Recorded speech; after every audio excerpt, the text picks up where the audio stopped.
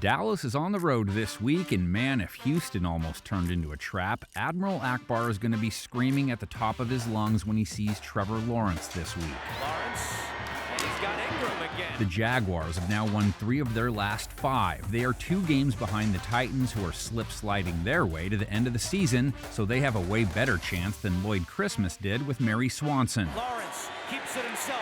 Stiff arms Cole. Dives and gets in. Lawrence is coming off an outing where he completed more than 70% of his passes, 368 yards at almost 9 yards per attempt, 3 touchdowns, no picks. Looking deep in the end zone. ENGRAM holds on. Touchdown. Tight end Evan Engram tallied 162 yards, 2 TDs on 11 catches. Lawrence scrambling. He's got ENGRAM. There's a flag down. ENGRAM takes it in. Zay Jones shrugged off a case of the drops to nab 8 balls for 77 yards and one of the toe-tappingest touchdowns you'll ever see this year. Lawrence to the end zone, and it's caught off the deflection. Christian Kirk looms as well, 45 yards from him in Week 14.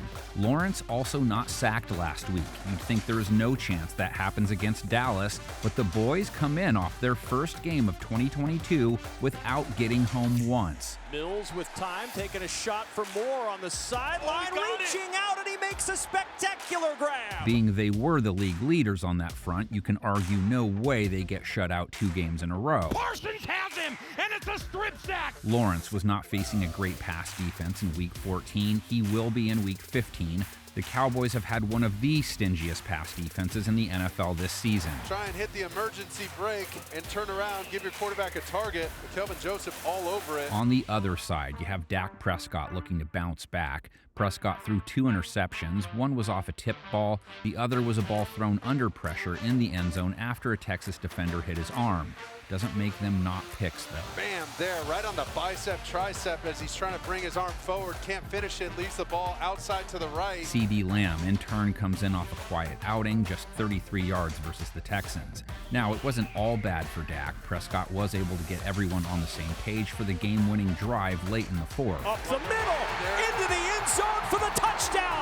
Cowboys' run game did not dominate Houston as expected. Zeke and Tony Pollard only combined for 104 yards rushing, below their usual average. It wasn't that they were terrible, just not what we thought they would be. Elliott again. Not much there this time. So if you're the Jags defense looking to take advantage, how do you stack up? They didn't let Derrick Henry beat them despite a fast start that saw him tally 100 yards by halftime. They took the ball away from him twice, one a certified YGK TFO. Does anybody touch the ball while they're out of bounds? Goes right into Josh Allen's arms, and so it looks like a clean turnover. Jags would love to bother Prescott as much as they bothered Ryan Tannehill, sacked him 4 times. Starting this drive through the air, pressure's coming. Tannehill sacked. They'll have their work cut out for them against Dallas. The Cowboys have allowed the fewest sacks in the league with just 16. Pressure up the middle. Prescott backpedals to Schultz. Lots of room to run for the tight end. What about Jacksonville's run game? They only tallied 60 yards on the ground versus the Titans, though for the season, the Jags average 4.7 yards a run. The Cowboys are giving up 4.4 per, so Travis Etienne at 5 yards a pop could be poised to carry the load despite being held in check by Tennessee. ETN, a little bit of running room, which has been hard to come by today.